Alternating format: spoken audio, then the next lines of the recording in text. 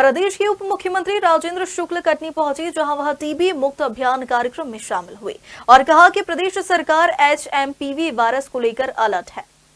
उप मुख्यमंत्री राजेंद्र शुक्ल गुरुवार को कटनी पहुंचे, जहां उनका कलेक्टर दीपक यादव व पुलिस अधीक्षक अभिजीत कुमार रंजन ने पुष्पगुच्छ देकर स्वागत किया।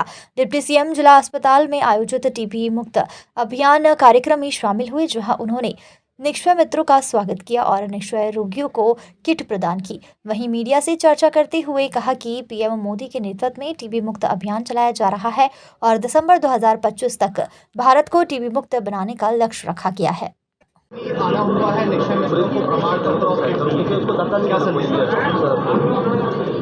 भारत सरकार का विशेष अभियान टीबी मुक्त भारत अभियान के अंतर्गत 100 दिन का कार्यक्रम स्क्रीनिंग से लेके और निक्षय मित्र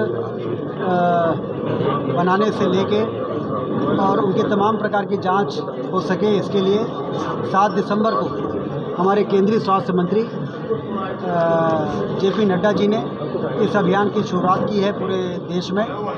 और उसमें मध्य प्रदेश में 23 जिलों में जो ज़्यादा टीबी से प्रभावित ज़िले हैं, जहां पर डेथ रेट 3% से ज़्यादा है, उसमें कटनी ज़िला भी है। तो ये जो अभियान शुरू हुआ है उसके 30 दिन पूरे हो गए हैं लगभग। इस 30 दिनों में 20 लाख लोगों की जांच हुई है। 20 लाख लोगों में लगभग 4000 नए टीबी के मरीज पाए गए हैं और लगभग इतने ही निक्षय मित्र बनाने में भी हमने सफलता प्राप्त की है।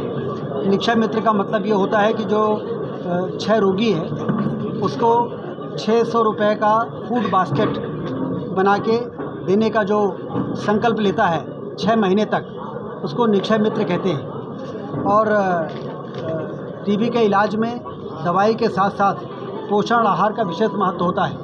तो ये जो फूड बास्केट है इसमें वो पोषण है जिसके आधार पर 6 महीने यदि उसको लेता है और दवाई लेता है तो टीबी मुक्त हो जाता है।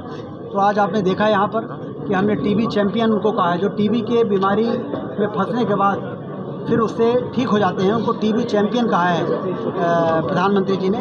तो टीबी चैम्पियन को भी हमने सर्टिफिकेट दिया।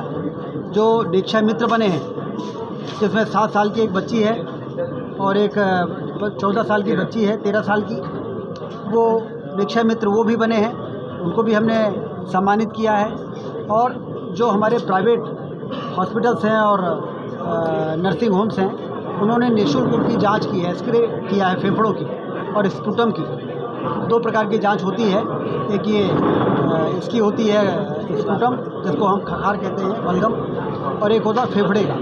तो निःशुल्क जिन लोगों ने जांच की है उनको भी हमने सम्मानित किया है। तो कुल मिला के बहुत ही अच्छी योजना लॉन्च हुई है जिसमें इन 100 दिनों में टीबी उन्मूलन की दिशा में महत्वपूर्ण सफलता हम लोग प्राप्त करेंगे। मंत्री, चीन टीबी की जांच के लिए एक्सरे की जो शीट होती है वो पूरे मध्य प्रदेश में नहीं है, वो प्लेन कागज निकाले, कैसे उसकी जांच होगी, कैसे उसके लेंस पकड़े जाएंगे? नहीं, जो आवश्यक जांचें हैं वो हो रही हैं और उसमें किसी भी प्रकार की कोई परेशानी शीट नहीं है सर, मेरा कहना है पूरी शीट ही नहीं है, फिल्म नहीं है, फिल्म नहीं है। वो मैं बात करूँगा क्योंकि यहाँ पे आप ये बात कर रहे हैं, अब इसके पहले ऐसी बात कोई बात नहीं। एक नया वायरस नया वायरस आया है HMPV, इसको लेकर मध्य प्रदेश सरकार किस तरह से पूरी तरह से अलर्ट है और भारत सरकार की एडवाइजरी आ चुकी है हमें क्या प्रिकॉशन रखने हैं। अभी कोई बहुत परेशान होने की और पैनिक होने की ज़रूरत नहीं है, लेकिन फिर भी हमको अलर्ट रहना है। हमें आइसोलेशन वार्ड हमारे बने हुए हैं कोविड के समय में, उसमें उसको एक बार ठीक ठाक से देखने का निर्देश हो गया है। जो वो ऑक्सीजन वाले जो कंसंट्रेटर हैं वो भी पर्याप्त मात्रा में हर जगह उपलब्ध हैं, वेंटिलेटर्स हैं, उन सबको एक बार ठीक करने के निर्देश हो गए हैं, लेकिन किसी भी प्रकार के पैनिक होने की आवश्यकता नहीं। कटनी जिले की बहुत पुरानी मांग है, पूर्व मुख्यमंत्री से लेकर साथ विधायक, जनप्रतिनिधि और स्वास्थ्य मंत्री, प्रभारी मंत्री से जिले में मेडिकल कॉलेज आज तक आधार लटका हुआ है, आज तक मांग पूरी नहीं। मुझे आपको बताते हुए प्रसन्नता है कि कटनी जिले में मेडिकल कॉलेज PPP मोड में देने के टेंडर हो गए हैं। 15 दिन के अंदर वो टेंडर रिसीव हो जाएंगे और उसके बाद जिस तरह से निजी पूंजी निवेश का माहौल पूरे देश में और मध्य प्रदेश में है। तो मेडिकल के क्षेत्र में भी निजी पूंजी निवेश को आकर्षित करने के लिए 13 जिलों में टेंडर हुए हैं। इसमें कटनी जिला भी शामिल है और इसमें निःशुल्क ज़मीन हम देंगे इन्वेस्टर को, 25 एकड़ की ज़मीन देंगे और उसमें वो आके और अपना मेडिकल कॉलेज बनाएंगे। और जब तक उनका मेडिकल कॉलेज का अस्पताल नहीं बनेगा तब तक हमारे जिला अस्पताल उससे संबंध रहेगा।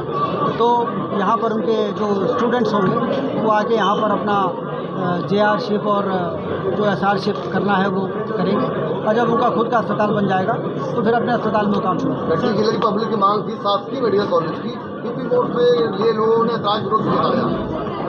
नहीं, देखिए, चाहे शासकीय मेडिकल कॉलेज हो चाहे प्राइवेट मेडिकल कॉलेज हो, फीस तो ज़्यादातर सरकारी देती है। SC ST OBC 90 मेधावी छात्रों की 90% से ज़्यादा बच्चों की फीस सरकार देती है मेडिकल की शिक्षा में। तो इसलिए मेडिकल कॉलेज होना बहुत ज़रूरी है। मेडिकल कॉलेज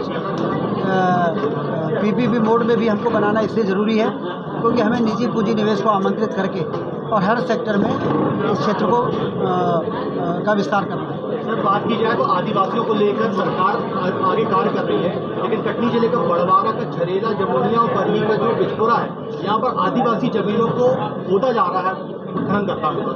इस पर खनिज विभाग कार्रवाई नहीं करता। डिप्टी CM के नाते आप क्या निर्देश देंगे? जो आपने कहा है उसकी जांच कराएंगे। विगत वर्ष की तुलना में इस बार बेहतर हुई है। हमारे जिले में पिछले वर्ष लगभग 3000 के ऊपर 3200 मरीज करीब आए थे। इस बार लगभग 3065 मरीजों को हमने चिन्हित किया है।